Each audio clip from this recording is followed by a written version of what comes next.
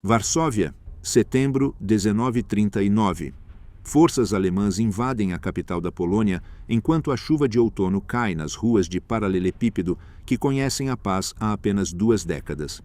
A Segunda Guerra Mundial tem 3 semanas e já a ocupação nazista da Europa começa sua transformação de um continente inteiro. Do Báltico ao Mediterrâneo, da costa atlântica aos portões de Moscovo, milhões de pessoas comuns se veem vivendo sob a bandeira da suástica, sua existência diária agora governada por soldados estrangeiros, decretos brutais e terror sistemático. A ocupação da Europa representa um dos maiores experimentos da história em subjugação e controle. Em territórios conquistados, a Alemanha nazista impõe uma hierarquia de exploração que trata algumas populações como sujeitos temporários e outras como alvos subhumanos para eliminação. Cidadãos franceses enfrentam regras diferentes das polonesas. Trabalhadores dinamarqueses recebem rações diferentes das ucranianas. Comunidades judeus em todos os lugares enfrentam aniquilação sistemática. A ocupação não é uniforme, não é consistente, não é previsível. É um vasto sistema de violência, extração e degradação que afeta cada aspecto da vida civil.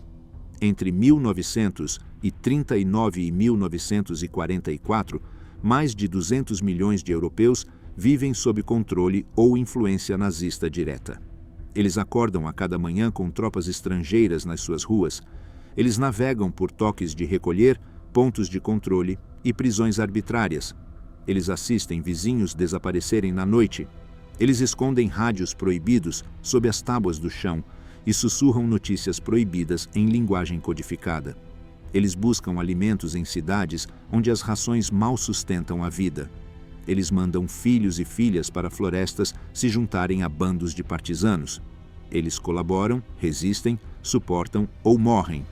Suas histórias formam a base oculta da própria guerra, raramente vista, mas sempre presente, o vasto sofrimento civil que subjaz a cada campanha militar e cálculo estratégico. As filmagens que sobreviveram deste período capturam fragmentos deste imenso drama humano. Câmeras de propaganda alemãs filmam locais sorridentes, recebendo as tropas, cenas cuidadosamente encenadas, destinadas a mostrar a ocupação como uma ordem benevolente.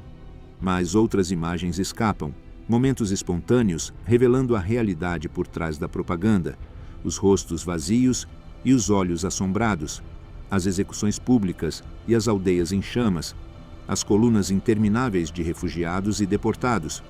O filme em cores, ainda relativamente novo nesta época, adiciona uma intimidade inesperada a esses eventos distantes. Os rostos tornam-se mais humanos, a destruição torna-se mais real, o sofrimento torna-se impossíveis de abstrair em estatísticas históricas. A importância estratégica das populações civis torna-se clara para ambos os lados à medida que a guerra avança. Para a Alemanha nazista, a Europa ocupada fornece mão de obra escrava, recursos agrícolas, capacidade industrial e profundidade estratégica. Manter esses territórios pacificados exige vigilância constante e violência espetacular. Para os aliados, os movimentos de resistência nos países ocupados prendem divisões alemãs, sabotam a infraestrutura, coletam informações e se preparam para a eventual libertação. Os civis tornam-se combatentes sem uniformes, armas ou proteção. A resistência deles custa recursos alemães, mas provoca represálias brutais. A colaboração deles ajuda a eficiência alemã, mas lhes rendeu o ódio de seu próprio povo. O custo humano acumula-se lentamente a princípio, depois com uma aceleração terrível. Centenas morrem nas primeiras semanas de ocupação, estabelecendo a autoridade alemã através de execuções públicas e prisões em massa. Milhares morrem nos meses seguintes à medida que a resistência emerge e as represálias se intensificam. Dezenas de milhares morrem de fome em guetos, onde os envios de alimentos intencionalmente ficam aquém dos níveis de sobrevivência. Centenas de milhares perecem em operações de extermínio sistemáticas que transformam regiões inteiras em campos de morte. Milhões, em última análise, morrem ao longo de 5 anos de ocupação, não em batalha, mas em campos, guetos, prisões, valas comuns e aldeias em chamas em um continente transformado em um lugar de assassinato industrial. Um resistente francês escreve mais tarde: a ocupação não foi um evento, mas uma condição, não uma batalha, mas uma lenta sufocação. A cada dia, mais uma pequena morte de esperança e humanidade. Este documentário examina a vida civil sob a ocupação nazista em toda a Europa, desde a invasão da Polônia em setembro de 1939 até o verão de 1944, na véspera da libertação. Explora como pessoas comuns sobreviveram a uma opressão extraordinária, como comunidades se fragmentaram sob pressão, como a resistência surgiu apesar das probabilidades esmagadoras e como a colaboração se tornou uma estratégia de sobrevivência para alguns e uma catástrofe moral para outros. As raras filmagens em cores apresentadas aqui, muitas delas não vistas há décadas, revelam o rosto humano da ocupação em detalhes sem precedentes, trazendo o sofrimento distante para uma proximidade vívida e desconfortável. A Europa, no verão de 1939, está à beira da catástrofe, embora poucos civis reconheçam a profundidade da tempestade que se aproxima. 21 anos se passaram desde o fim da Primeira Guerra Mundial, deixando para trás 10 milhões de soldados mortos e um tratado de paz que não satisfaz ninguém. A Alemanha, humilhada pelo Tratado de Versalhes, se reergueu sob o regime socialista nacional de Adolf Hitler, que promete uma grandeza restaurada por meio da expansão territorial e purificação racial. A máquina militar alemã que invade a Polônia no 1º de setembro de 1939 traz consigo mais do que apenas soldados e tanques. Atrás da Wehrmacht em avanço, vêm unidades especializadas encarregadas de implementar controle imediato sobre as populações conquistadas. Os Einsatzgruppen, esquadrões móveis de morte, seguem diretamente atrás das tropas de combate com ordens para eliminar a liderança intelectual e política da Polônia. A polícia de segurança estabelece controle através do terror e prisões sistemáticas. A administração civil começa a catalogar as populações por raça e utilidade. A Polônia cai em 5 semanas, seu exército derrotado, seu governo fugindo para o exílio, sua população civil de 35 milhões agora, sujeita à ocupação alemã e soviética. Os territórios ocidentais veem esforços imediatos de germanização. As placas de rua polonesas são retiradas, substituídas por placas alemãs. As escolas polonesas fecham. O idioma alemão torna-se obrigatório para os negócios oficiais. Os poloneses se veem como sujeitos de segunda classe em suas próprias cidades. Os territórios orientais se tornam um depósito para populações indesejadas e um laboratório para as políticas raciais nazistas. O padrão estabelecido na Polônia se espalha pela Europa a cada nova conquista. A Dinamarca cai em horas no dia 9 de abril de 1940. A Noruega resiste por 2 meses.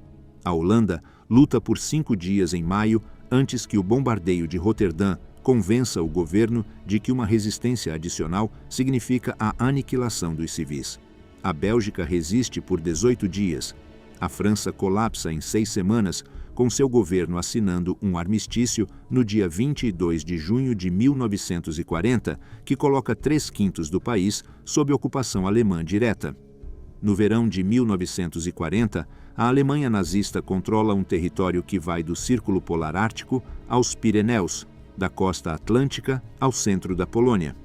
As populações da Europa Ocidental enfrentam, a princípio, políticas de ocupação relativamente brandas.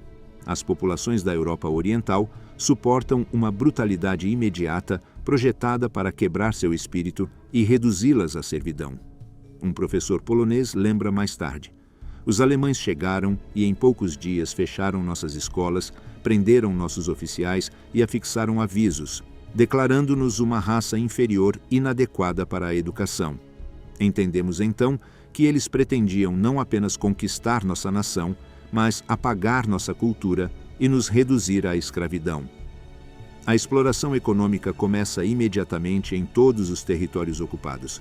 As autoridades alemãs confiscam equipamentos industriais, produtos agrícolas, matérias-primas e a própria mão de obra.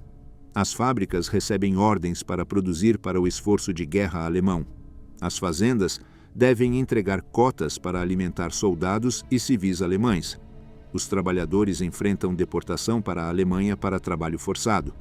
A ocupação torna-se um vasto sistema de extração, drenando os territórios ocupados de recursos, enquanto oferece alimentos mínimos às populações sujeitas.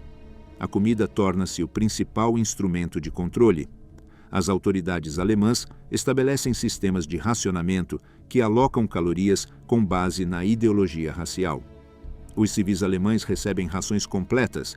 Os europeus ocidentais recebem rações reduzidas, mas sobrevivíveis. Os europeus orientais recebem alocações ao nível da fome. Os judeus recebem quase nada. Em Varsóvia, as rações oficiais para judeus fornecem menos de 200 calorias por dia.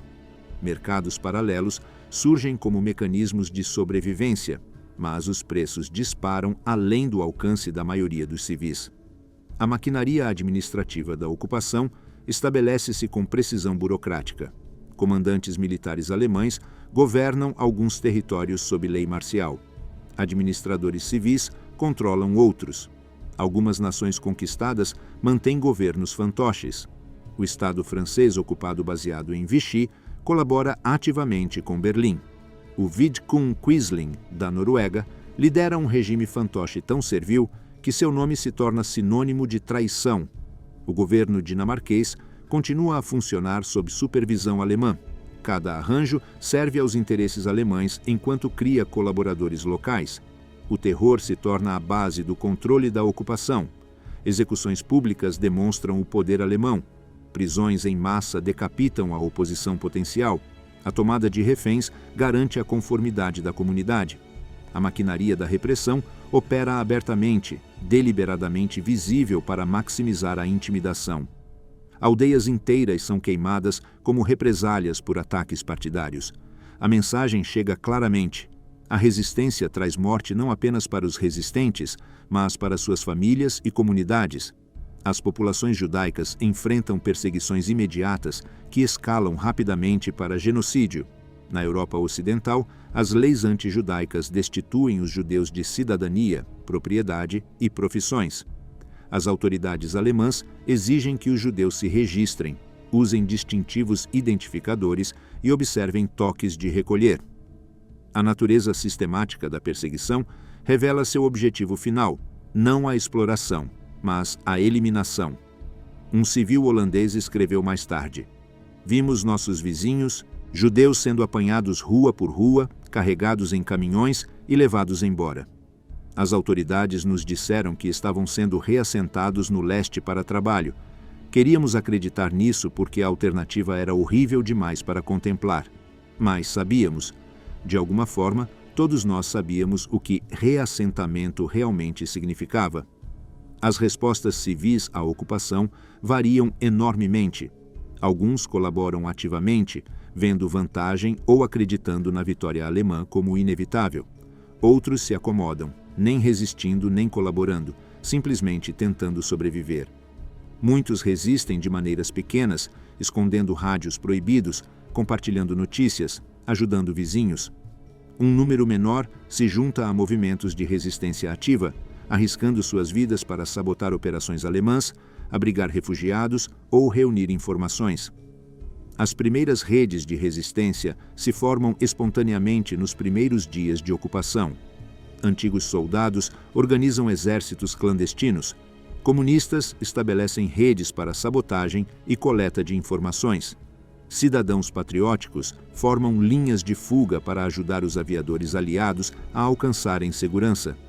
Esses primeiros esforços de resistência alcançam pouco militarmente, mas mantêm a esperança de que a ocupação é temporária, de que a derrota não é definitiva, de que a luta continua. Ao final de 1940, o padrão de ocupação é estabelecido na maior parte da Europa. O poderio militar alemão provou ser esmagador. As populações civis aprenderam os custos da resistência por meio de execuções públicas e represálias em massa. A maquinaria da exploração começou a extrair recursos dos territórios conquistados. a perseguição aos judeus acelerou-se rumo ao assassinato sistemático. Os longos anos de ocupação se estendem à frente, anos de fome e medo, colaboração e resistência, sobrevivência e morte. Um civil francês lembra: nos primeiros meses de ocupação, vivemos em choque, incapazes de acreditar que essa era nossa realidade agora. Mas o choque diminui, e então você deve decidir quem você será neste novo mundo, como viverá consigo mesmo quando a ocupação finalmente terminar, se é que algum dia termina. O choque inicial da conquista dá lugar à dura realidade da existência diária sob domínio estrangeiro. No inverno de 1940, civis em toda a Europa ocupada começaram a se adaptar a uma nova normalidade definida pela escassez, vigilância e pela constante presença da autoridade alemã. A ocupação não é mais uma crise temporária a ser suportada, mas uma condição indefinida que requer estratégias de sobrevivência. Cada aspecto da vida diária se transforma sob o peso do controle alemão, desde o momento em que as pessoas acordam até que o toque de recolher as força a voltar para dentro de suas casas a cada noite. A comida domina a consciência civil em todos os territórios ocupados. Os sistemas de racionamento estabelecidos pelas autoridades alemãs fornecem calorias suficientes para evitar a fome imediata na Europa Ocidental, mas criam fome crônica que enfraquece corpos e espíritos.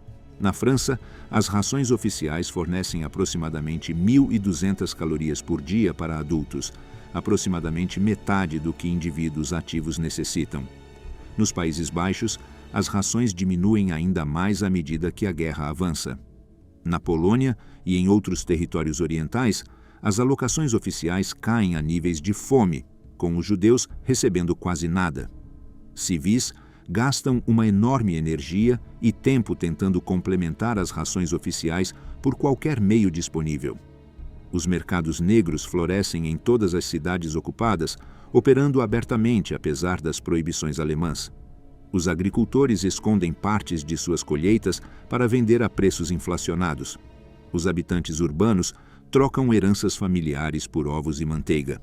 Os cartões de racionamento tornam-se uma moeda valiosa, roubados, falsificados ou adquiridos por aqueles desesperados por dinheiro. O mercado negro cria uma economia paralela onde aqueles com dinheiro ou conexões podem sobreviver relativamente bem, enquanto os pobres lentamente morrem de fome. No gueto judeu de Varsóvia, o contrabando torna-se o principal meio de sobrevivência, com crianças rastejando por esgotos e frestas nas paredes para trazer comida para o distrito selado. As autoridades alemãs ocasionalmente reprimem a atividade do mercado negro, mas a aplicação da lei permanece seletiva, com oficiais muitas vezes participando do comércio ilegal eles mesmos. As populações urbanas sofrem mais severamente com a escassez de alimentos. Os moradores da cidade não têm acesso a jardins ou fazendas, não têm como cultivar nem mesmo pequenas quantidades de alimento. Eles dependem inteiramente de rações oficiais e do que conseguem obter através de compras no mercado negro ou troca. Em Paris, bulevares outrora elegantes veem multidões de pessoas magras e maltrapilhas, formando filas por horas do lado de fora de lojas que têm pouco para vender. Em Amsterdã, famílias consomem bulbos de tulipa quando outras fontes de alimento desaparecem. Em Varsóvia, corpos daqueles que morreram de fome aparecem nas ruas toda manhã, coletados por carrinhos especiais que fazem rondas diárias pelo gueto. Uma mulher belga lembrou mais tarde: ficamos obcecados por comida de maneiras que nunca imaginamos ser possíveis. As conversas se concentravam em receitas que não podíamos mais fazer, refeições que lembrávamos de antes da guerra, rumores sobre quais lojas poderiam receber entregas. A fome ocupava nossos pensamentos constantemente, uma dor surda que nunca desaparecia completamente, mesmo quando conseguíamos comer. A escassez de combustível agrava o sofrimento da escassez de alimentos, particularmente durante os invernos rigorosos que assolam a Europa ao longo dos primeiros anos de guerra. As alocações de carvão ficam muito abaixo das necessidades das famílias. O óleo de aquecimento torna-se quase impossível de obter. Famílias se aglomeram em quartos, queimando móveis quando o carvão acaba, vestindo casacos dentro de casa, dormindo em várias camadas de roupa. Os idosos e os muito jovens sofrem mais com o frio, com pneumonia e outras doenças respiratórias, ceifando milhares de vidas a cada inverno. Os hospitais transbordam de casos de doenças relacionadas ao frio, mas carecem de combustível para aquecer suas enfermarias adequadamente. A rotina diária de ocupação envolve a navegação constante das regulamentações e restrições alemãs. Toques de recolher confinam os civis em suas casas durante as horas da noite, com os violadores enfrentando prisão ou execução sumária. Documentos de identidade devem ser carregados em todos os momentos e apresentados sob demanda para as patrulhas alemãs. Certas ruas e distritos tornam-se proibidos para os civis sem permissões especiais. Rádios são confiscados em muitos territórios, eliminando o acesso a notícias externas. Na Polônia, os poloneses enfrentam execução por ajudar os judeus, possuir armas ou ouvir transmissões estrangeiras. A punição por infrações menores pode ser severa e arbitrária, criando uma atmosfera de constante ansiedade sobre violações inadvertidas. O transporte público continua a operar, mas sob severas restrições. Os trens funcionam em horários reduzidos, com certos vagões reservados exclusivamente para o pessoal militar e civil alemão. As bicicletas tornam-se o principal meio de transporte nas cidades, onde a escassez de combustível elimina a maior parte do tráfego de automóveis. Em Amsterdã, centenas de milhares de bicicletas preenchem as ruas, pedaladas por civis tentando manter alguma mobilidade, apesar das restrições. Mas até mesmo as bicicletas tornam-se escassas à medida que a escassez de borracha torna os pneus indisponíveis, e as autoridades alemãs confiscam bicicletas para seu próprio uso. As escolas permanecem abertas na Europa Ocidental, mas operam sob censura e supervisão alemã. Os livros didáticos são revisados para remover conteúdos considerados hostis à Alemanha. Os professores enfrentam pressão para incorporar propaganda alemã em suas aulas. Estudantes judeus são expulsos totalmente, proibidos de frequentar a escola com crianças não judias. Na Europa Oriental, a educação secundária e superior para poloneses é banida totalmente como parte da política alemã de manter a população ignorante e submissa. Escolas clandestinas operam em segredo, ensinando matérias proibidas em casas e porões privados, arriscando punições severas para preservar a cultura e a educação nacional. O trabalho torna-se obrigatório para a maioria dos civis capazes. As autoridades alemãs exigem registro para o serviço de trabalho, e a falha em cumprir leva à prisão e deportação. Fábricas em toda a Europa ocupada recebem ordens para a produção de guerra alemã, com trabalhadores locais forçados a fabricar armas e equipamentos que serão usados contra os aliados. O fardo moral dessa colaboração forçada pesa muito sobre muitos trabalhadores, que sabem que seu trabalho prolonga a guerra e ajuda os esforços militares alemães. O sabotagem torna-se uma forma de resistência, com os trabalhadores deliberadamente produzindo bens defeituosos, trabalhando devagar ou danificando equipamentos de maneiras sutis que escapam à detecção imediata. Um trabalhador de fábrica francês escreve mais tarde: "Todos os dias fabricávamos peças para aviões alemães, sabendo que cada peça que produzíamos poderia ajudar a matar pilotos aliados tentando nos libertar. Alguns de nós encontraram pequenas maneiras de resistir, atos minúsculos de sabotagem que provavelmente fazem pouca diferença, mas nos permitiram sentir que não havíamos completamente renunciado à nossa dignidade." As deportações para trabalho forçado na Alemanha começam em sério durante 1941, com países ocupados obrigados a fornecer cotas de trabalhadores para minas, fazendas e fábricas alemãs. O serviço do trabalho obrigatório na França conscripta centenas de milhares de jovens para serviço de trabalho na Alemanha.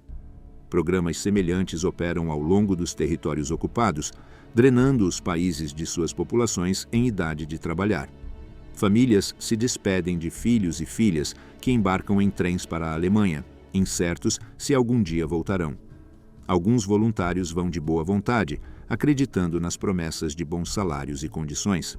A maioria vai sob coação, sabendo que a recusa significa prisão para si mesmos e represálias contra suas famílias. Soldados alemães mantêm uma presença em todo o território ocupado, visível em cada esquina, em cada café, em cada reunião pública. Seu comportamento varia dependendo de ordens, circunstâncias e caráter individual. Alguns tratam as populações locais com relativa cortesia, seguindo regulações, mas evitando crueldade desnecessária. Outros exploram seu poder, exigindo tratamento especial, requisitando bens sem pagamento, assediando civis por infrações menores ou simples entretenimento. A presença de ocupantes armados na vida diária cria tensão constante, com os civis nunca sabendo se o encontro com o pessoal alemão será rotineiro ou perigoso. A vida cultural continua sob restrições severas e censura alemã. Os teatros permanecem abertos, mas apresentam apenas material aprovado. As salas de concerto apresentam compositores alemães ou obras consideradas aceitáveis pelas autoridades de ocupação. As editoras operam sob rígida censura, com todos os livros exigindo aprovação alemã antes da publicação. Os jornais tornam-se órgãos de propaganda, publicando apenas material aprovado pelos censores alemães.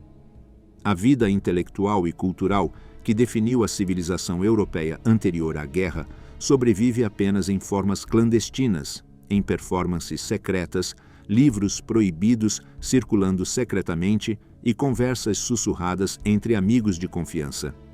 Um intelectual polonês recorda mais tarde: eles tentaram assassinar nossa cultura tão completamente quanto assassinaram nosso povo.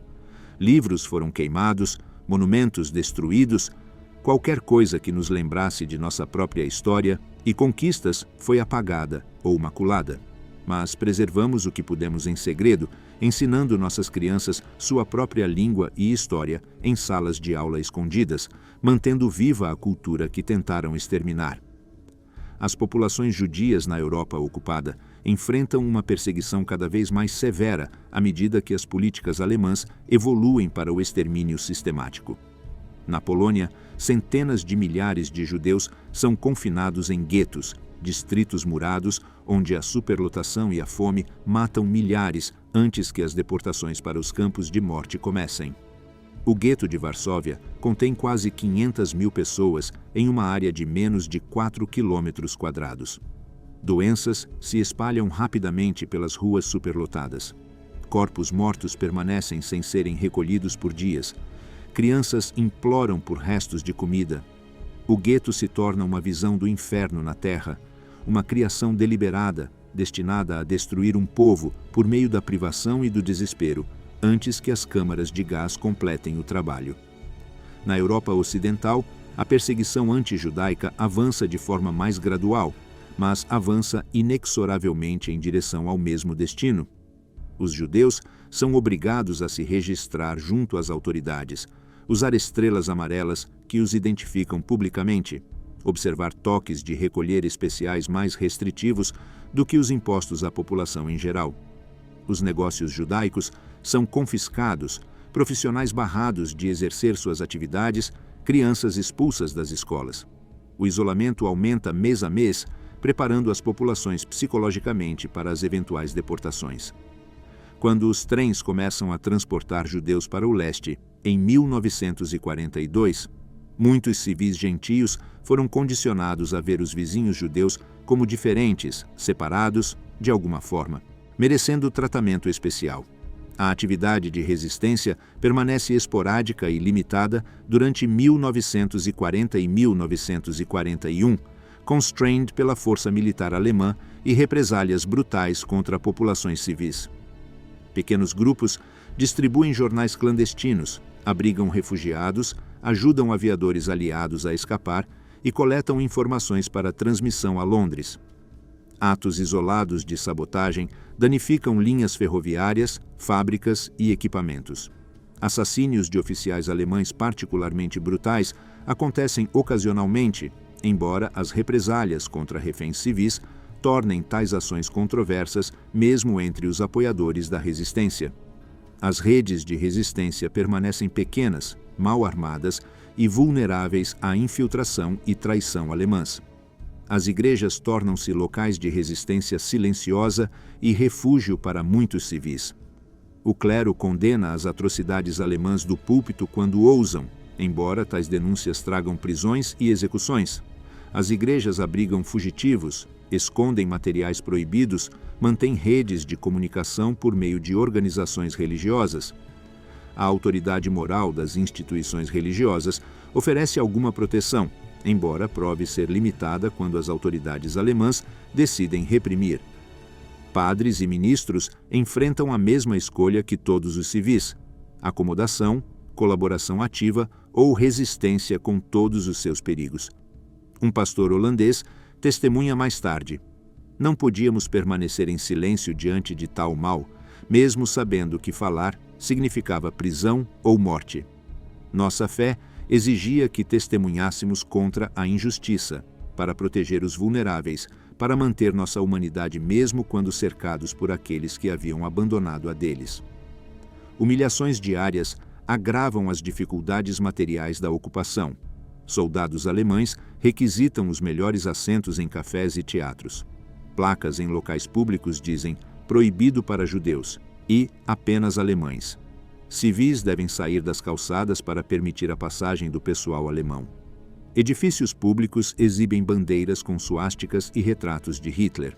Nomes de ruas são alterados para homenagear vitórias militares alemãs. Os constantes lembretes visuais da submissão, as pequenas indignidades diárias, a erosão do orgulho e da identidade nacional, esses fardos psicológicos se acumulam junto com a fome e o medo. Até o final de 1941, civis em toda a Europa ocupada aprenderam a sobreviver em condições que pareciam inimagináveis 2 anos antes. Eles se adaptaram à fome crônica, aprenderam a evitar as regulamentações alemãs quando possível, desenvolveram estratégias para obter produtos do mercado negro e criaram rotinas que proporcionam alguma estrutura em circunstâncias caóticas. Mas adaptação não é aceitação. Sob a conformidade superficial, o ressentimento cresce, a paciência se esgota e o desejo de liberdade arde silenciosamente, aguardando o momento em que a resistência se torne possível, quando o esmagador poder alemão finalmente mostre sinais de fraqueza, quando a esperança retorna de que a ocupação possa terminar antes que todos morram de fome, morram ou percam a vontade de continuar vivendo. Um organizador da resistência francesa lembra: aqueles primeiros anos nos ensinaram que a sobrevivência em si era uma forma de resistência, que manter nossa humanidade e esperança diante da desumanização sistemática era um ato de desafio. Aprendemos a esperar, a suportar, a nos preparar para o dia em que pudéssemos fazer mais do que simplesmente sobreviver. O ano 1942 marca uma mudança fundamental na natureza da vida civil sob ocupação. As derrotas militares alemãs na frente oriental e o crescente poder aliado transformam a ocupação de uma condição aparentemente permanente em uma provação temporária com um possível fim.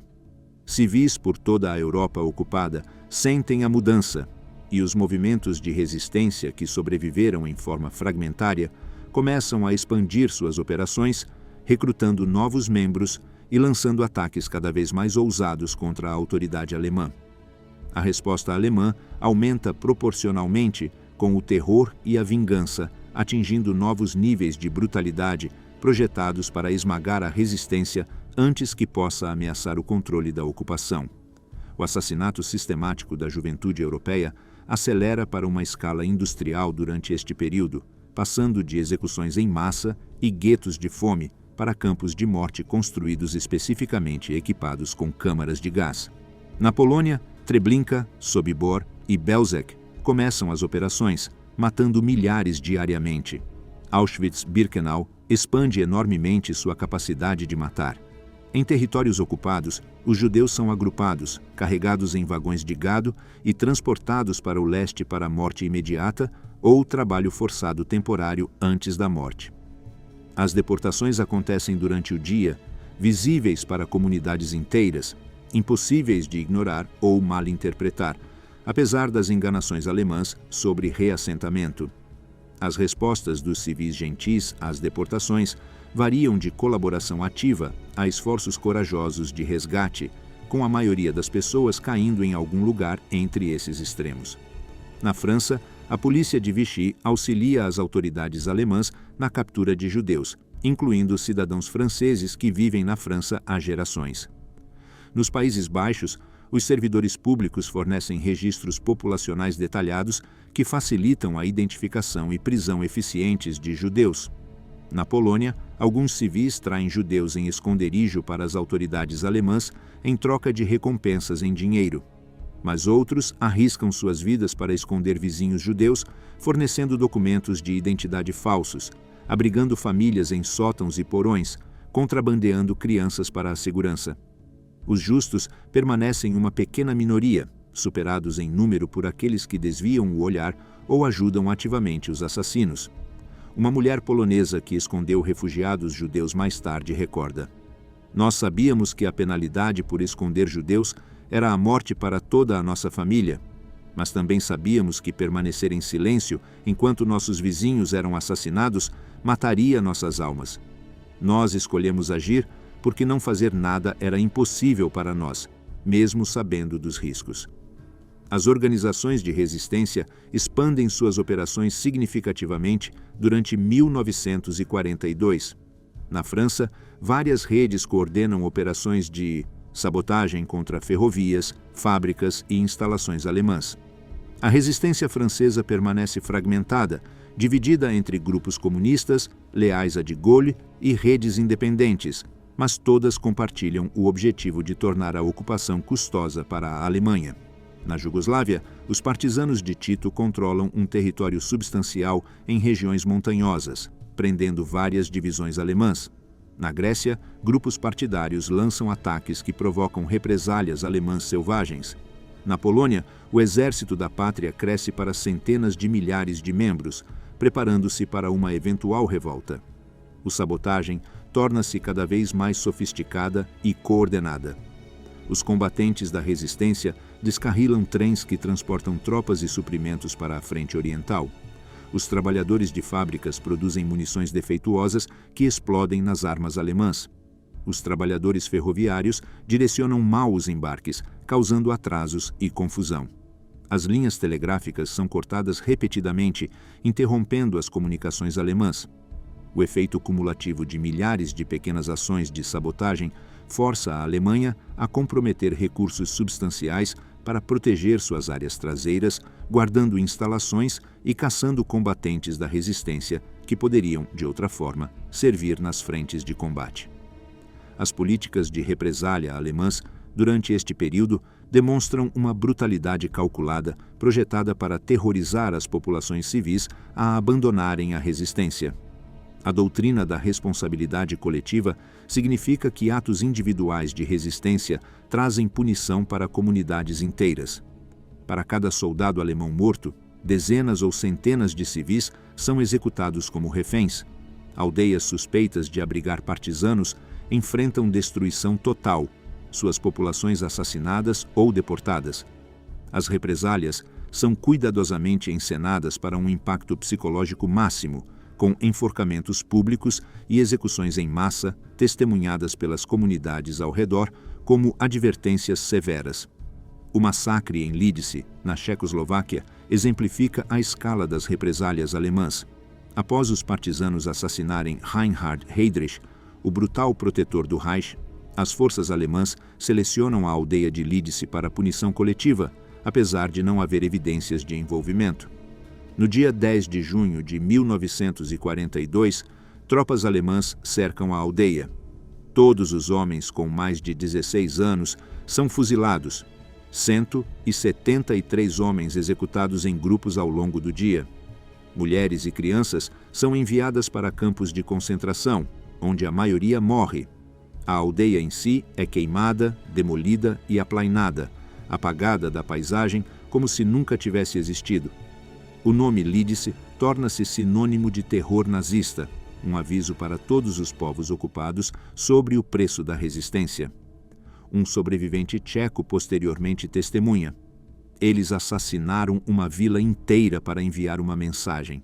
Eles queriam que soubéssemos que a resistência não custaria apenas nossas vidas, mas traria destruição a todos ao nosso redor, que nossos vizinhos e famílias pagariam o preço por nossas ações. O terror foi calculado e deliberado. A resistência enfrenta desafios constantes da infiltração alemã, traições de colaboradores e a dificuldade de manter a segurança em organizações clandestinas.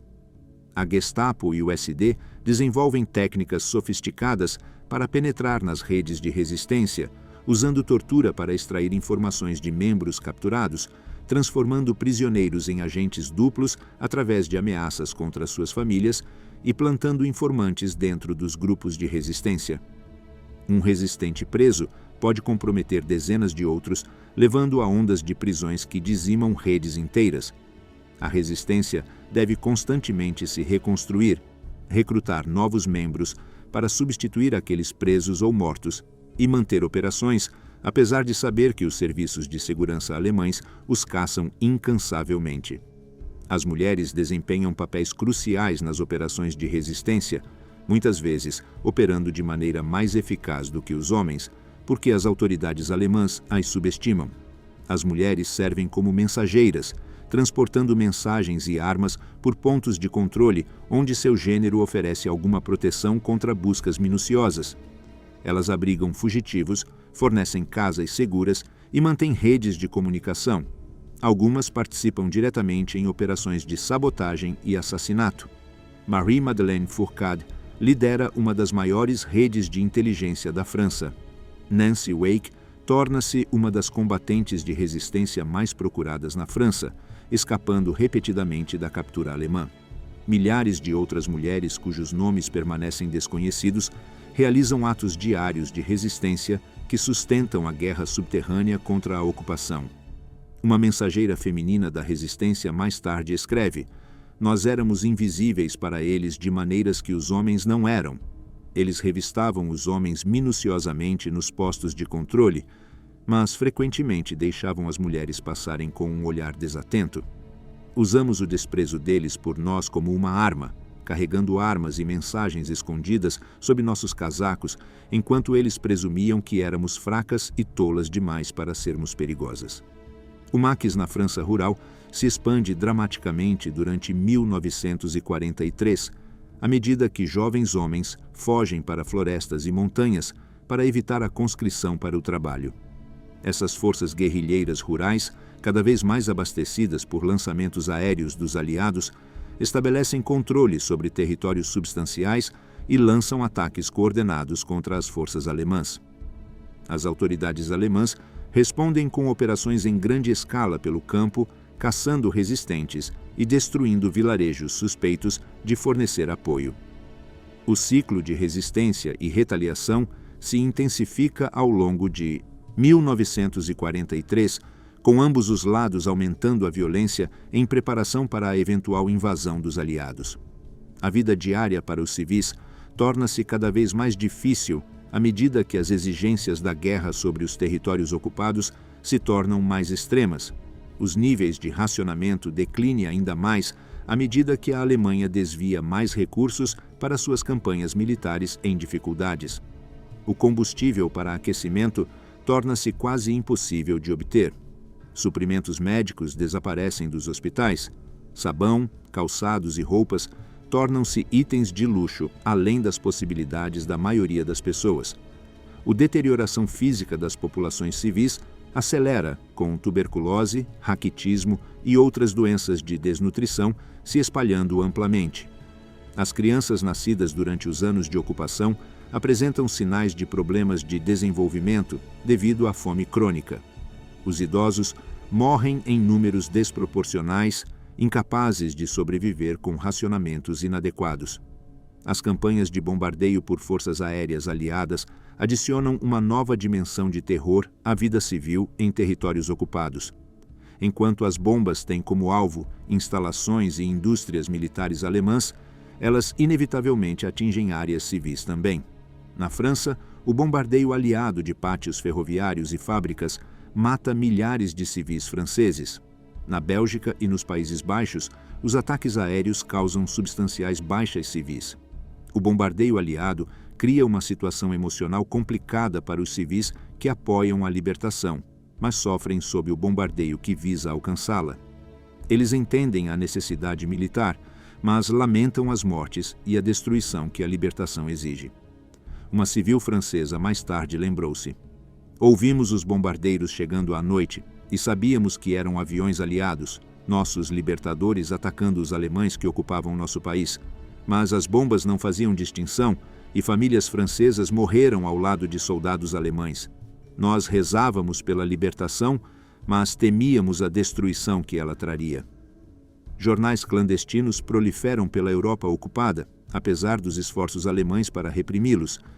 Estas publicações clandestinas fornecem notícias de fontes aliadas, contrapõem a propaganda alemã, mantêm a moral e coordenam atividades de resistência. Publicar e distribuir jornais clandestinos envolve risco extremo, com a captura significando tortura e execução. No entanto, os jornais continuam a aparecer, impressos em porões e sótãos, distribuídos de mão em mão através de elaboradas redes, lidos e depois destruídos para evitar deixar evidências. Os jornais criam comunidades de resistência, permitindo que indivíduos isolados se sintam conectados a movimentos maiores, para saber que outros compartilham sua oposição à ocupação. O custo psicológico da ocupação acumula-se à medida que os anos passam sem um fim claro à vista. A fome constante, o medo diário, a incerteza sobre o futuro, os compromissos morais exigidos para a sobrevivência, esses fardos desgastam as populações civis. A doença mental aumenta, as taxas de suicídio sobem, famílias desmoronam sob a pressão. As crianças crescem conhecendo apenas a ocupação, incapazes de se lembrar ou imaginar a paz. O trauma infligido por anos de ocupação persistirá muito depois da libertação, moldando a geração pós-guerra de maneiras tanto visíveis quanto ocultas. No final de 1943, a situação militar mudou decisivamente contra a Alemanha. A Wehrmacht recua na frente oriental após derrotas catastróficas em Stalingrado e Kursk. Os aliados controlam o norte da África e invadiram a Itália. O bombardeio de cidades alemãs se intensifica. Civis em toda a Europa ocupada sentem que a libertação se aproxima, embora não possam saber quanto tempo devem esperar ou qual preço a libertação exigirá. A resistência intensifica suas operações, preparando-se para um eventual levante para apoiar os esforços de libertação dos aliados. As autoridades alemãs ficam cada vez mais desesperadas em suas tentativas de manter o controle sobre populações que acreditam cada vez mais que a derrota da Alemanha é inevitável. Um líder da resistência reflete mais tarde: "No final de 1943, podíamos sentir a mudança no ar. Os alemães estavam perdendo e todos sabiam disso, mesmo que fingissem o contrário. Nossa tarefa era sobreviver até que a libertação chegasse, resistir quando possível e nos preparar para o dia em que finalmente pudéssemos expulsar os ocupantes de nossas terras." O ano 1944 começa com civis em toda a Europa ocupada vivendo em um estado de tensa antecipação. A vitória aliada parece cada vez mais certa, mas os últimos meses de ocupação se mostram entre os mais brutais e perigosos. As autoridades alemãs, reconhecendo que seu controle está escorregando, intensificam a exploração dos territórios ocupados, enquanto simultaneamente se preparam para a retirada. As deportações para campos de morte aceleram, como se a Alemanha nazista estivesse determinada a completar seu projeto genocida antes que a derrota militar o torne impossível. Os movimentos de resistência se tornam mais ousados, lançando operações maiores e controlando abertamente áreas rurais. A colisão entre os esforços desesperados da Alemanha para manter a ordem e a resistência cada vez mais agressiva cria um período final de violência extraordinária. A primavera de 1944 traz uma ampla antecipação da invasão aliada na Europa Ocidental. Civis em toda a França, Bélgica e Países Baixos ouvem mensagens codificadas nas transmissões da BBC, sabendo que as forças de libertação estão se preparando para desembarcar. O momento exato permanece desconhecido, criando semanas de espera ansiosa. As autoridades alemãs sentem a crise se aproximando e apertam as medidas de segurança. Mais tropas são deslocadas por todo o território ocupado. Os postos de controle se multiplicam. Toques de recolher se tornam mais restritivos. Qualquer um suspeito de atividade de resistência enfrenta prisão imediata. A ocupação, já opressora, torna-se sufocante em seus meses finais. O dia D chega em 6 de junho de 1944, quando as forças aliadas invadem as praias da Normandia. A notícia da invasão se espalha rapidamente por territórios ocupados, apesar da censura alemã. Civis celebram privadamente com cautela, sabendo que a alegria prematura pode trazer represálias alemãs. A invasão não traz libertação imediata para a maioria da Europa ocupada. As forças aliadas devem avançar lentamente, e meses se passarão antes que a maioria das áreas seja libertada. Mas o impacto psicológico é enorme. A ocupação que parecia permanente agora tem um fim visível. A libertação não é mais uma esperança distante, mas uma realidade que se aproxima. Movimentos de resistência lançam revoltas generalizadas para apoiar os avanços aliados. Na França, as forças francesas do interior mobilizam dezenas de milhares de combatentes que atacam as comunicações alemãs, emboscam colunas em retirada e tomam o controle de cidades e vilarejos. A sabotagem ferroviária intensifica dramaticamente, com centenas de linhas ferroviárias cortadas simultaneamente, dificultando os esforços alemães para mover tropas e suprimentos. Demolições de pontes bloqueiam as rotas de retirada alemãs. A resistência se transforma de uma coleção de células isoladas em uma força militar significativa que retém divisões alemãs necessárias em outros lugares. As represálias alemãs atingem um clímax de selvageria durante o período de libertação. Os massacres em Oradour-sur-Glane e Tulle exemplificam o último espasmo da violência da ocupação. Em Tulle, tropas alemãs enforcam 99 homens em postes de luz e varandas por toda a cidade no dia 9 de junho de 1944, em represália a ataques de resistência. Os corpos balançam por horas enquanto os moradores são forçados a assistir. Em Oradour-sur-Glane, no dia seguinte, toda a vila é destruída e sua população assassinada em uma orgia de mortes que não serve a nenhum propósito militar.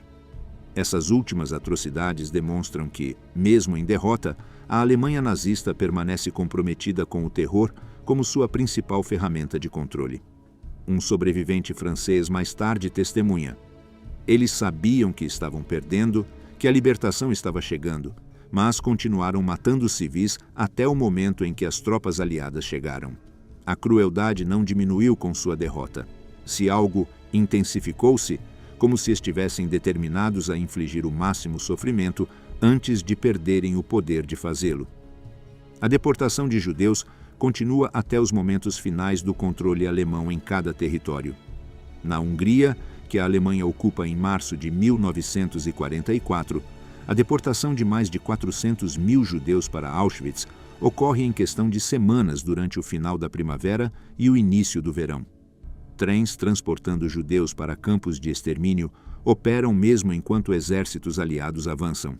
As câmaras de gás em Auschwitz-Birkenau funcionam na capacidade máxima durante todo o verão de 1944, assassinando milhares diariamente enquanto as forças de libertação lutam para atravessar a França. A determinação de completar o genocídio, mesmo com a derrota militar à vista, revela a importância central do assassinato racial na ideologia nazista. Paris levanta-se em insurreição no 19 de agosto de 1944, enquanto as forças aliadas se aproximam da cidade. Os combatentes da resistência tomam o controle das delegacias de polícia, edifícios governamentais e pontos estratégicos em toda a capital. As forças alemãs, sob ordens de destruir Paris, ao invés de permitir que caia intacta, preparam demolições de pontes e monumentos. O comandante alemão da cidade, o general Dietrich von Colditz, recusa as ordens de Hitler de queimar Paris, poupando a cidade da destruição. As forças francesas livres sob o comando do general Philippe Leclerc entram em Paris no 25 de agosto. recebidos por multidões massivas, celebrando a libertação após mais de 4 anos de ocupação. A libertação de Paris cria cenas de alegria extraordinária, misturadas com acertos de contas contra colaboradores. Multidões alinham-se nas ruas aplaudindo as tropas aliadas. Lutadores da resistência, emergindo do subsolo, desfilam abertamente pela primeira vez. Bandeiras francesas aparecem em todos os lugares, substituindo faixas com a suástica, mas a celebração inclui violência contra aqueles que colaboraram com as autoridades de ocupação. Mulheres acusadas de terem dormido com soldados alemães têm suas cabeças raspadas publicamente, desfilando pelas ruas enquanto a multidão zomba e cospe. Colaboradores acusados enfrentam execuções sumárias sem julgamento. A purgação, conhecida como Operation Sauvage, reclama milhares de vidas nas caóticas primeiras semanas após a libertação. Um parisiense mais tarde recorda: a alegria da libertação era real e avassaladora, mas estava misturada com raiva contra aqueles que haviam feito acomodações com os ocupantes. O desejo de vingança era poderoso, e a justiça muitas vezes era bruta e imediata, decidida por multidões em vez de tribunais. A Bélgica e os Países Baixos experimentam a libertação de forma mais gradual, com algumas áreas libertadas em setembro de 1944, enquanto outras permanecem sob controle alemão até as últimas semanas da guerra. A cidade portuária de Antuérpia é libertada em 4 de setembro, mas o estuário do Escalda permanece nas mãos alemãs, impedindo o uso do porto por meses. Os Países Baixos sofrem terrivelmente durante o último inverno de ocupação. As autoridades alemãs cortaram deliberadamente o suprimento de alimentos para a Holanda Ocidental em retaliação à greve dos trabalhadores ferroviários holandeses. O inverno da fome de 1944 a 1945 mata mais de 20 mil civis holandeses de fome. Aeronaves aliadas despejam pacotes de alimentos nas últimas semanas antes da libertação, mas muitos morrem à vista da liberdade. A Europa Oriental passa por uma libertação em circunstâncias muito diferentes. As forças soviéticas que avançam para o oeste encontram campos de concentração, fossas comuns e comunidades judaicas destruídas. Os campos em Majdanek e Auschwitz são capturados com evidências de assassinato industrial ainda visíveis. As tropas soviéticas documentam os horrores que descobrem, embora a compreensão total da escala do Holocausto se desenvolva apenas gradualmente. Para os civis da Europa Oriental, a libertação soviética traz seus próprios terror. Em territórios ocupados, ocorrem violações em massa de mulheres. Deportações para campos de trabalho soviéticos reclamam centenas de milhares. A libertação da ocupação nazista não significa liberdade, mas sim a troca de um ocupante totalitário por outro. A Noruega e a Dinamarca permanecem sob ocupação até a rendição final da Alemanha em maio de 1945. Esses territórios do norte experimentam uma ocupação relativamente menos violenta do que a Europa Oriental, mas os meses finais trazem crescente desespero alemão e bombardeios aliados. Os judeus dinamarqueses são em grande parte salvos através de esforços de resgate organizados que contrabandeiam quase toda a população judaica da Dinamarca para a Suécia neutra em outubro de 1943, um exemplo extraordinário de resistência civil e coragem humanitária. A população da Noruega suporta até o fim, com a libertação acontecendo somente com a capitulação total da Alemanha. A descoberta dos campos de concentração pelas forças aliadas revela todo o horror do genocídio nazista para o mundo. As tropas britânicas que libertam Bergen-Belsen em abril de 1945 encontram milhares de cadáveres não enterrados e dezenas de milhares de sobreviventes em estados de extrema magreza. As forças americanas que libertam Dachau e Buchenwald encontram cenas semelhantes de morte em massa e degradação humana. Soldados endurecidos por anos de combate se sentem sobrecarregados pelo que descobrem. Filmes e fotografias documentam os campos, fornecendo evidências irrefutáveis de assassinato sistemático. Os campos forçam o mundo a confrontar a realidade de que o genocídio ocorreu não em segredo, mas à vista da população civil que assistiu, participou ou desviou o olhar. Um oficial britânico que libertou Bergen-Belsen escreveu mais tarde: "Nada na guerra nos preparou para o que encontramos naquele campo. Os vivos eram mal distinguíveis dos mortos. A dimensão do sofrimento estava além da compreensão humana. Entendemos então que estávamos lutando não apenas contra um inimigo militar, mas contra um mal que buscava industrializar o próprio assassinato. As pessoas deslocadas tornam-se um dos problemas mais desafiadores da libertação. Milhões de trabalhadores forçados, sobreviventes de campos de concentração, refugiados e ex-prisioneiros de guerra, encontram-se longe de casa, em territórios devastados pela guerra. Muitos não podem voltar para casa, seja porque suas casas não existem mais, porque suas famílias estão mortas, porque seus territórios estão agora sob controle soviético, ou porque temem perseguição por colaboração ou identidade étnica.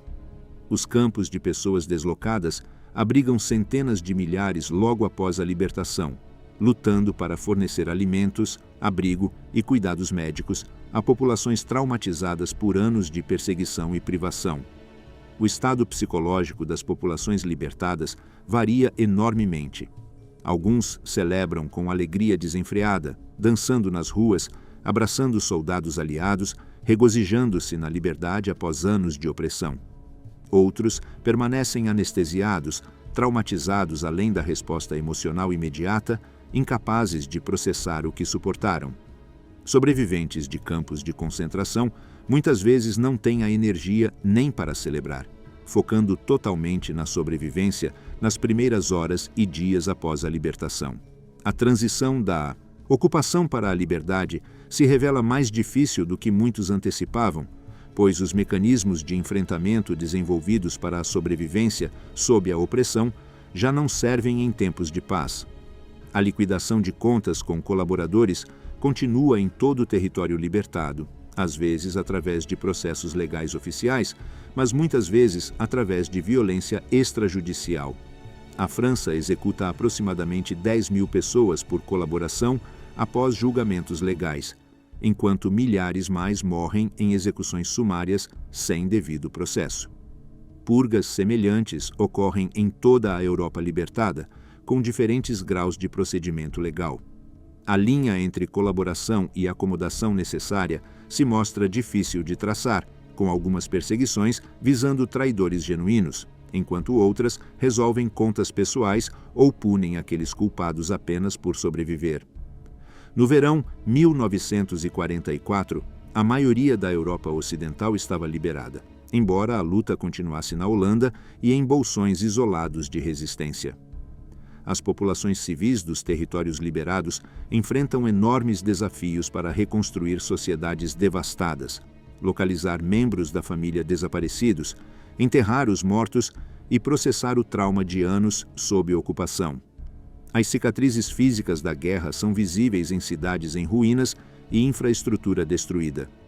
As cicatrizes psicológicas permanecem menos visíveis, mas igualmente profundas, moldando a geração pós-guerra de maneiras fundamentais.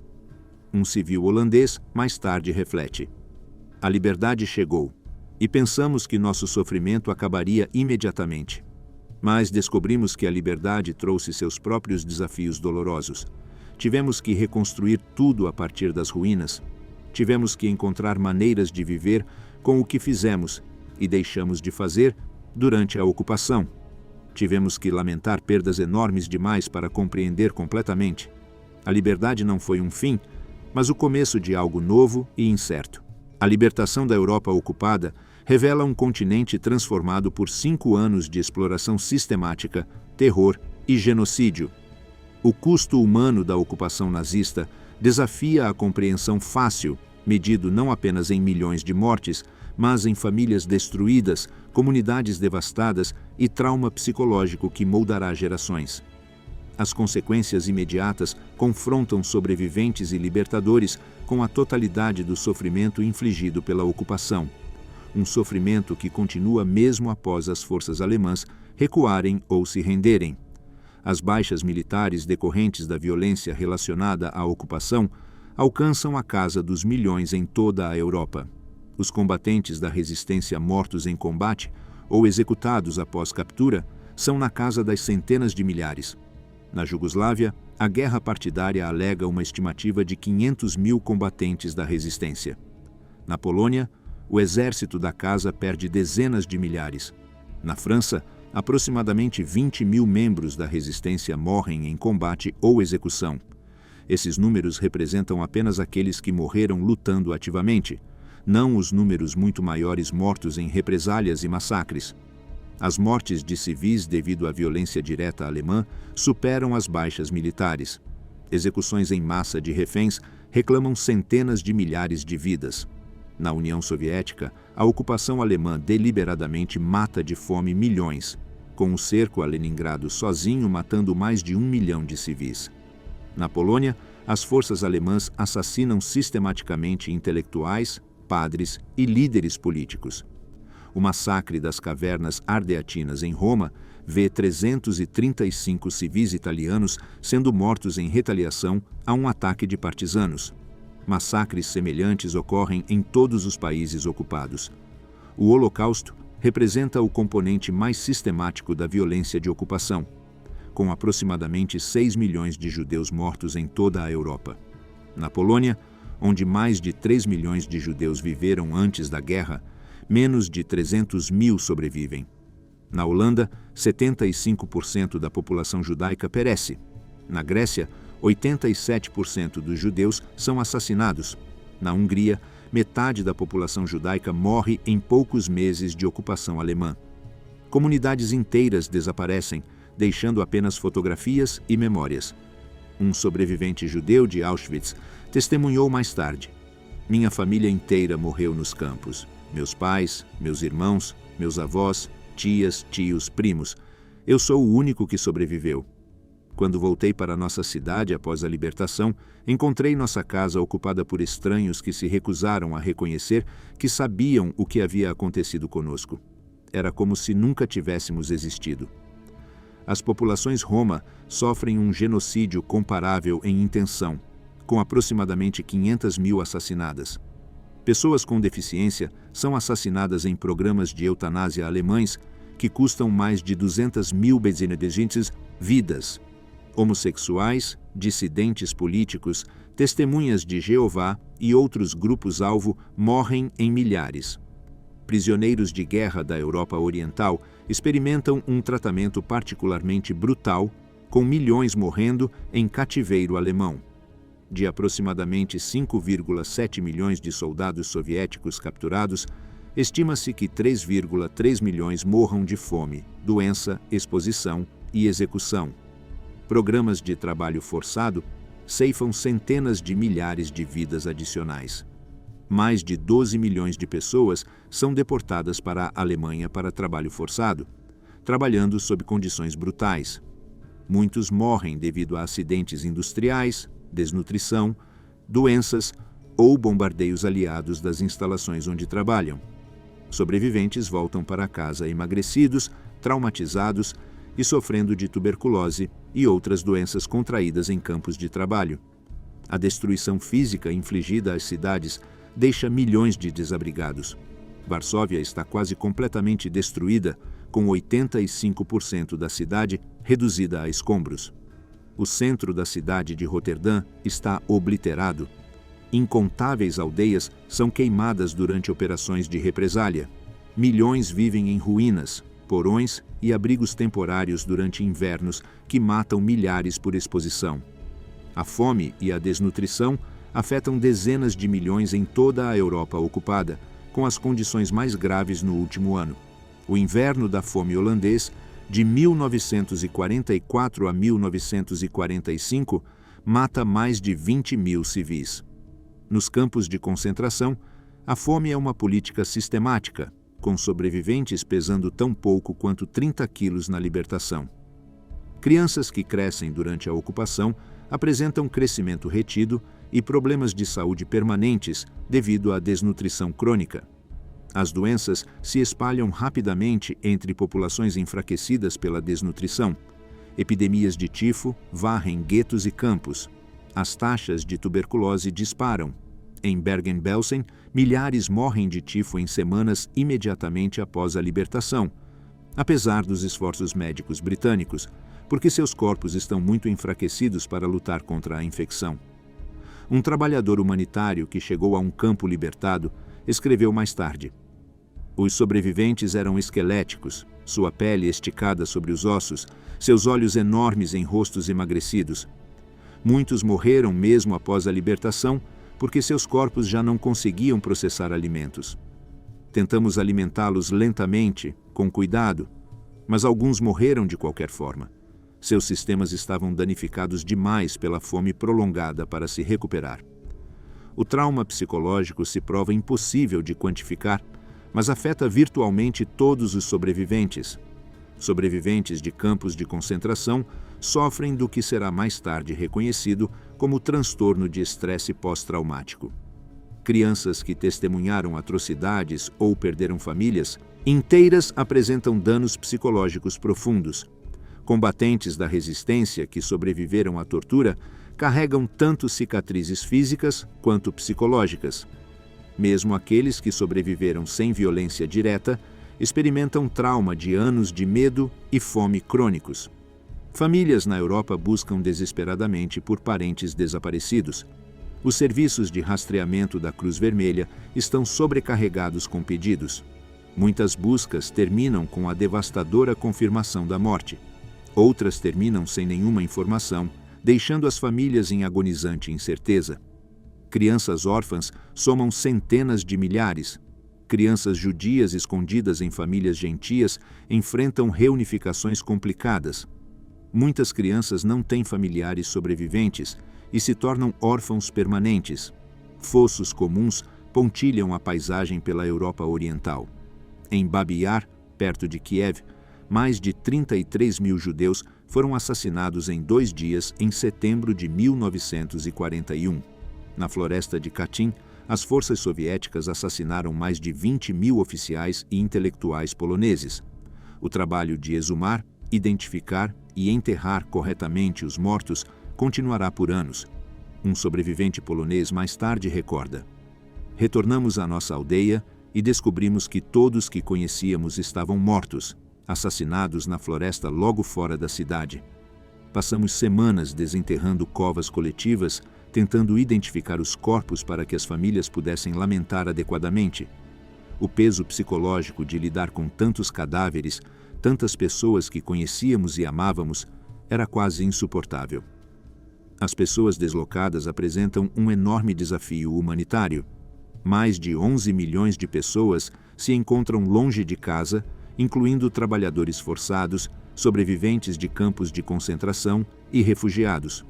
Os campos para pessoas deslocadas abrigam milhões em quartéis militares convertidos, proporcionando alimentação e abrigo mínimos enquanto as autoridades tentam organizar a repatriação.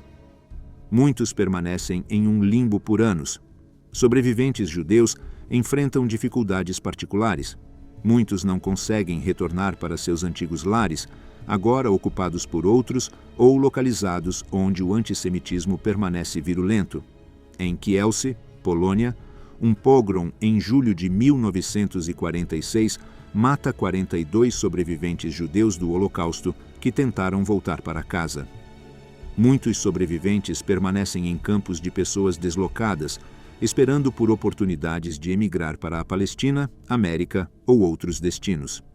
A devastação econômica agrava a crise humanitária. As indústrias estão destruídas. A infraestrutura está em ruínas. Os sistemas monetários colapsaram. A escassez de alimentos persiste por anos. Os sanatórios de tuberculose estão superlotados. Os hospitais carecem de suprimentos básicos.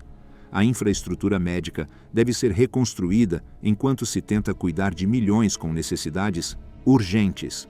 A escala de perda é incompreensível. Famílias inteiras se foram. Comunidades inteiras desapareceram. Cidades estão em ruínas. A Europa que existia antes de 1939 está morta, substituída por um continente de escombros, refugiados e sobreviventes traumatizados. O trabalho de reconstrução levará décadas. A recuperação psicológica levará gerações. Algumas feridas nunca cicatrizarão. Um sobrevivente de campo de concentração reflete mais tarde: nós sobrevivemos, mas não somos as mesmas pessoas que entraram nesses campos. Parte de nós morreu lá e nunca retornará. Aprendemos coisas sobre a natureza humana, sobre crueldade e sofrimento, que não podem ser desaprendidas. Carregamos os mortos conosco todos os dias, fantasmas de família e amigos que não sobreviveram. A libertação nos devolveu a liberdade, mas não pôde nos devolver o que perdemos. A ocupação nazista da Europa entre 1939 e 1944 representa uma das tentativas mais sistemáticas da história de submeter um continente inteiro através do terror, exploração e genocídio. A importância da ocupação vai muito além da história militar, revelando as profundezas da crueldade humana e a fragilidade da civilização quando confrontada com uma ideologia totalitária comprometida com a hierarquia racial e a dominação. A experiência de milhões de civis vivendo sob ocupação moldou o resultado da Segunda Guerra Mundial tão profundamente quanto qualquer campanha militar. A ocupação alterou fundamentalmente o equilíbrio estratégico da Segunda Guerra Mundial. A exploração alemã dos territórios ocupados forneceu recursos cruciais para a Wehrmacht, ampliando a capacidade da Alemanha de fazer guerra além do que seus próprios recursos podiam sustentar. Milhões de trabalhadores forçados substituíram os trabalhadores alemães enviados para lutar, mantendo a produção industrial. A produção agrícola alimentou civis e soldados alemães. Sem esses recursos, a resistência militar alemã teria colapsado muito mais cedo. No entanto, a ocupação também criou vulnerabilidades estratégicas que contribuíram para a derrota da Alemanha. Movimentos de resistência forçaram a Alemanha a comprometer recursos militares substanciais com deveres de ocupação em vez de frentes de combate. Em 1944, centenas de milhares de tropas alemãs estavam ocupadas em territórios, guardando instalações e caçando partisanos. Essas divisões poderiam ter alterado resultados em outros lugares. A ocupação transformou as áreas de retaguarda da Alemanha em território contestado que exigia vigilância constante e repressão brutal. O impacto psicológico se provou igualmente significativo. Para os civis sob o domínio nazista, a ocupação demonstrou que a aparência da civilização é fina, que vizinhos podem se tornar assassinos ou heróis sob pressão, que a sobrevivência muitas vezes requer compromissos morais que assombram os sobreviventes por toda a vida. A ocupação revelou a capacidade humana tanto para uma coragem extraordinária quanto para uma cobardia terrível, para resgates altruístas e traições cruéis. Para os alemães que implementaram políticas de ocupação, a experiência normalizou a atrocidade e transformou pessoas comuns em participantes do genocídio. A progressão da conquista ao assassinato sistemático ocorreu gradualmente, cada passo fazendo com que o próximo parecesse menos extremo, até que milhões participaram ou testemunharam assassinatos em escala industrial. A ocupação demonstra como sistemas totalitários corrompem indivíduos e instituições, criando mecanismos que permitem que pessoas comuns cometam males extraordinários. O Holocausto, realizado principalmente em territórios ocupados, representa o legado mais horrível da ocupação. O assassinato sistemático de 6 milhões de judeus, juntamente com romenos, pessoas com deficiência e outros grupos-alvo, ocorreu não em segredo, mas por todo um continente, visível para milhões de testemunhas. O genocídio exigiu a participação ou aquiescência de inúmeras pessoas além dos nazistas comprometidos, incluindo burocratas processando ordens de deportação, trabalhadores ferroviários transportando vítimas, policiais locais prendendo judeus e civis, assistindo vizinhos desaparecerem sem contestação. Um historiador escreverá mais tarde: o Holocausto não poderia ter ocorrido sem a ocupação. Era necessária a conquista de territórios onde a maioria dos judeus europeus vivia, o estabelecimento de uma máquina administrativa capaz de organizar o assassinato em massa e a criação de condições onde a atrocidade se tornou normalizada através da escalada gradual. A ocupação criou as circunstâncias que tornaram o genocídio possível em uma escala industrial. Os julgamentos pós-guerra em Nuremberg estabeleceram precedentes legais cruciais sobre a responsabilidade individual por crimes contra a humanidade. A defesa de que os perpetradores estavam apenas cumprindo ordens foi rejeitada, estabelecendo que os indivíduos possuem responsabilidade moral e legal por suas ações, mesmo sob regimes totalitários. O conceito de crimes contra a humanidade, desenvolvido em parte a partir das experiências de ocupação, expandiu o direito internacional. Estas estruturas legais continuam a moldar os esforços de justiça internacional décadas depois. As consequências políticas da ocupação remodelaram a ordem pós-guerra da Europa. A colaboração durante a guerra desacreditou as ideologias colaboracionistas. O papel dos movimentos de resistência na libertação deu legitimidade moral aos novos governos. O sofrimento massivo dos civis criou apoio para a integração europeia, destinada a prevenir futuros conflitos. Os princípios fundadores da União Europeia refletem lições sobre as consequências catastróficas do extremismo nacionalista e da agressão militar. A divisão da Europa durante a Guerra Fria decorreu em parte dos padrões de ocupação durante a guerra, com territórios libertados por forças soviéticas caindo sob controle comunista. As populações da Europa Oriental, inicialmente esperançosas de que a liberação soviética significasse liberdade, descobriram que um ocupante totalitário era substituído por outro. A ocupação soviética de 40 anos demonstrou que as lições sobre controle totalitário e resistência se aplicavam igualmente aos regimes comunistas. A memória cultural da ocupação continua a moldar a identidade europeia 8 décadas depois. Monumentos a lutadores da resistência estão erguidos em cidades por toda a Europa. Museus documentam atrocidades da ocupação. Comemorações anuais marcam as datas de libertação. A ocupação permanece um ponto de referência em debates sobre colaboração, resistência e responsabilidade moral sob autoritarismo. O deslocamento de milhões criou crises de refugiados com consequências geracionais.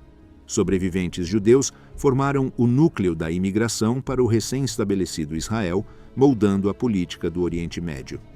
Alemães étnicos expulsos da Europa Oriental criaram desafios de integração.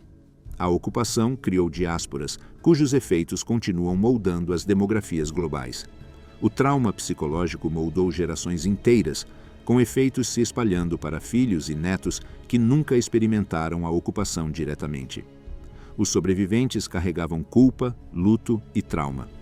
Muitos não puderam falar sobre suas experiências por décadas, criando silêncios dentro das famílias. Os filhos dos sobreviventes muitas vezes absorviam o trauma de seus pais sem entender sua origem.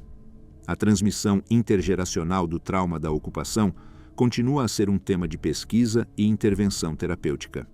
A documentação por meio de fotografias, filmes e testemunhos criou um registro histórico sem precedentes, servindo como evidência para a acusação e educação para futuras gerações.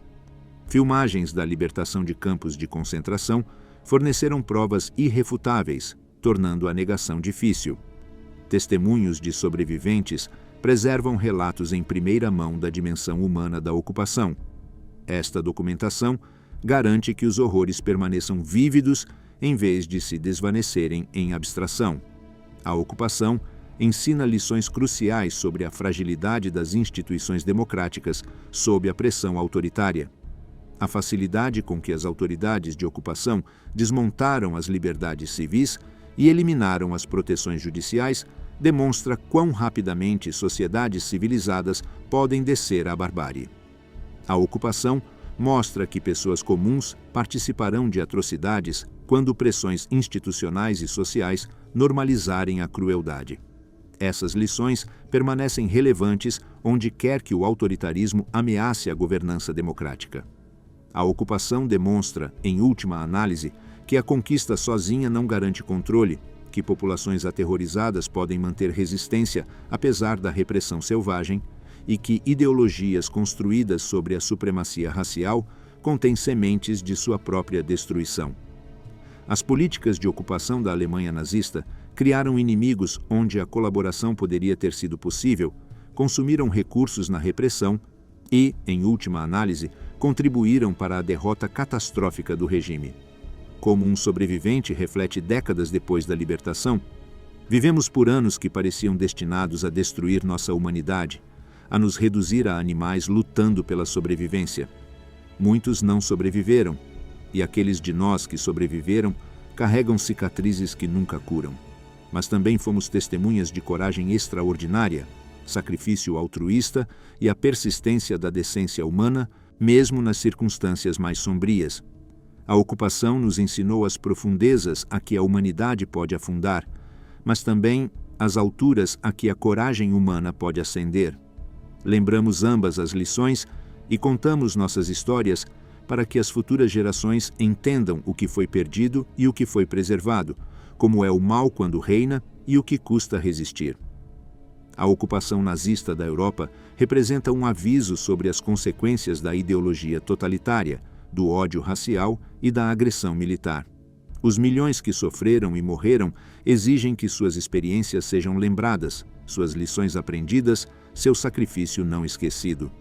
As raras filmagens coloridas trazem suas histórias para uma iminência vívida, colapsando décadas entre seu sofrimento e o nosso presente, fazendo-nos testemunhas de sua provação e herdeiros de seu legado.